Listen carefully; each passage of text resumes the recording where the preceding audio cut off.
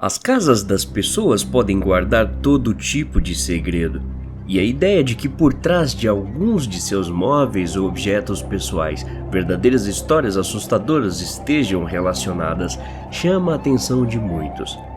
De acordo com alguns profissionais, pessoas que acumulam coisas estranhas são apenas aprendizes de outros perfis de pessoas realmente assustadoras. Quem trabalha com vendas ambulantes, instalações ou qualquer tipo de manutenção domiciliar consegue ter contato com o íntimo da vida de outras pessoas, tendo que lidar com traições, crianças estranhas ou um monte de cocô onde não deveria estar.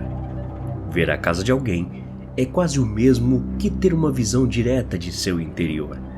Nesse vídeo, serão apresentados relatos de pessoas que visitam diferentes casas diariamente e dão de cara com coisas muito bizarras e perturbadoras. Depois desse vídeo, você vai ter noção do fato de que muita coisa acontece por trás das portas do seu bairro e você não tem a mínima noção se pode estar correndo perigo.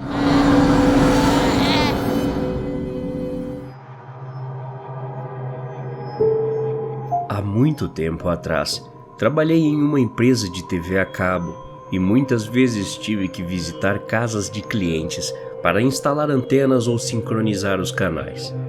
Certo dia, fui chamado em um condomínio para sincronizar os canais de uma senhora de idade. Bati na porta e a mulher me atendeu com um sorriso enorme no rosto.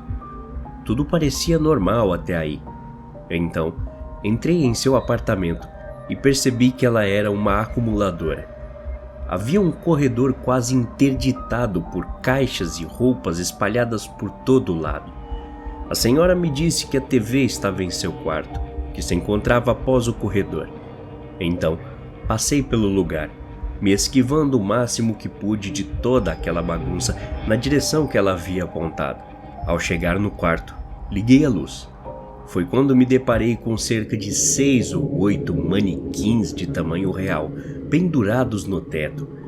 Todos estavam vestidos com mantas escuras, alguns com fantasias assustadoras e outros com máscaras. Era óbvio que eu não tinha permissão para carregar uma arma comigo nas visitas técnicas, somente minha maleta de ferramentas. Pensando nisso, minha mão foi automaticamente para a primeira chave de fenda que encontrei, deixando preparada no cinto para o caso de que algo mais estranho e ameaçador acontecesse. Durante o tempo em que passei sincronizando os canais da senhora, ela permaneceu imóvel em frente à porta do quarto, olhando para mim, sem dizer sequer uma palavra. Consegui sair daquela casa depois de terminar o serviço, mas fiz questão de, em momento algum, dar as costas para aquela mulher que parecia completamente perturbada mentalmente. Por muito tempo fui entregador em uma loja de eletrodomésticos, então essa é apenas uma das minhas histórias estranhas. Um colega de trabalho e eu estávamos entregando uma secadora em uma casa afastada da cidade, e o proprietário estava do lado de fora, vestindo apenas roupas íntimas e bebendo uma cerveja. Tiramos a secadora do caminhão. Depois de pedir permissão, entramos por um corredor extremamente apertado até chegar no local em que a secadora iria ficar. Foi aí que percebemos que a porta da lavanderia não era grande o suficiente para passar a secadora. O dono da casa simplesmente pegou um machado, caminhou até o lugar e destruiu completamente a porta para que a máquina coubesse no espaço. Trabalhei para uma empresa que fazia vistorias de veículos para fins de seguro.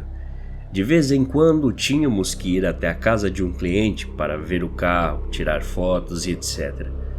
Certa tarde, fui enviado junto com um parceiro de serviço à casa de uma senhora para coletar informações sobre seu Mercedes conversível.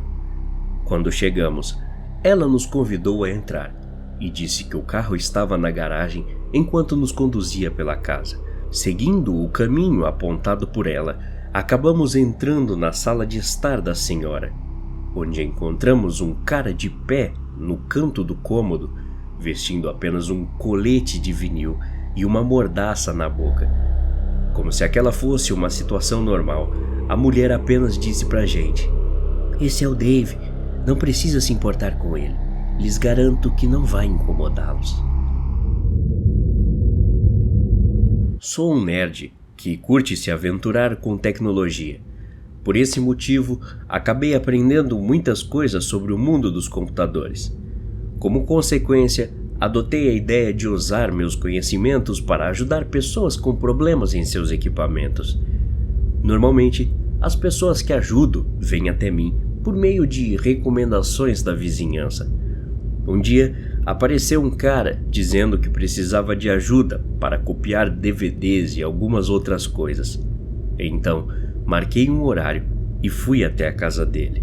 O lugar era completamente velho e destruído, mas apesar disso, tive que apertar a campainha da casa, pois existiam 2 Rottweilers que não me deixavam nem chegar perto do portão. O homem provavelmente sabia que eu estava lá, e soube disso por causa do equipamento de vigilância montado em cada extremidade do portão. Achei aquilo um pouco estranho, porque aparentemente não tinha motivo para se alarmar tanto com uma casa que parecia ser tão simples, mas continuei esperando que fosse atendido. O homem me convidou a entrar, e depois de passar por uma sala, entrei em um quarto improvisado, percebendo que o computador estava no único espaço livre do lugar. Apesar de não ter sequer espaço para andar, existia uma cama king size, e em cima dela haviam 2 garotas deitadas, aparentemente desacordadas. O homem disse para eu não me importar e o ajudar com seu computador. Depois de instalar alguns softwares e revisar tudo, me preparei para sair. Foi quando ele tirou um maço de dinheiro enorme do bolso que eu nunca tinha visto antes e me pagou com um sorriso no rosto, me agradecendo pela ajuda e me acompanhando até a saída. Algumas semanas depois, o mesmo homem me chamou para consertar outro problema. Percebi que outras garotas estavam na cama. Mesmo cenário, mas dessa vez o homem falou para que resolvesse seu problema o mais rápido possível, pois eu tinha que sair de lá logo. Consertei o que ele tinha pedido e saí do local, ainda sem entender a pressa para arrumar um simples problema com as câmeras. Depois de sair de lá, descobri que na verdade o homem estava sendo procurado pela polícia por ter dado sumiço em 4 garotas diferentes. Talvez esse explique o motivo dele querer tanto apagar o histórico de gravações das câmeras de segurança. Eu trabalho com assistência domiciliar. Fui em uma casa para uma consulta rotineira de uma paciente. Chegando lá, eu podia vê-la sentada em uma cadeira de balanço na varanda, mas não conseguia fazê-la atender o portão. Não importava o quanto eu chamasse. Os cachorros estavam enlouquecendo com minha presença, mas isso não chamava sua atenção de jeito nenhum. Verifiquei se o portão estava trancado e percebi que estava aberto. Entrei, chamei o nome da paciente e tentei acordá-la, mas a mulher não se mexia. Chamei a polícia e descobri que ela havia morrido na cadeira enquanto estava em seu descanso da tarde. Ela era uma senhora amável. Fui encanador por um período de tempo da minha vida, então já vi um monte de coisas estranhas, cheiros ruins e pessoas nojentas. Mas a pior coisa que já presenciei foi em uma casa relativamente normal, limpa e com uma família feliz. Ao chegar na casa dessa família, notei um recorte da primeira página de um jornal emoldurado na parede. A notícia do recorte era de que o dono da casa havia dado um soco em um cara que o tinha levado à morte. A vítima da situação era primo de um jogador de futebol famoso, então a notícia se espalhou muito rápido. Não consigo me lembrar dos detalhes exatos, mas lembro que foi apenas um soco, então a morte não foi considerada assassinato.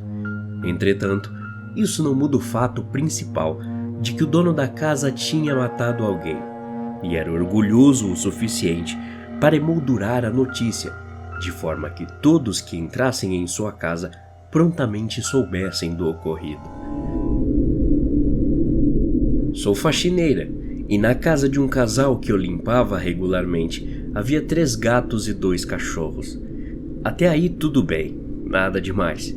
Exceto que um dia, ao chegar para mais um dia de faxina, vi que um dos gatos da mulher havia sido atropelado por uma moto, exatamente na frente da casa deles. Depois de passar aquele dia inteiro lamentando a morte de seu animal de estimação, a mulher apareceu no dia seguinte alegre e muito mais sorridente que o normal.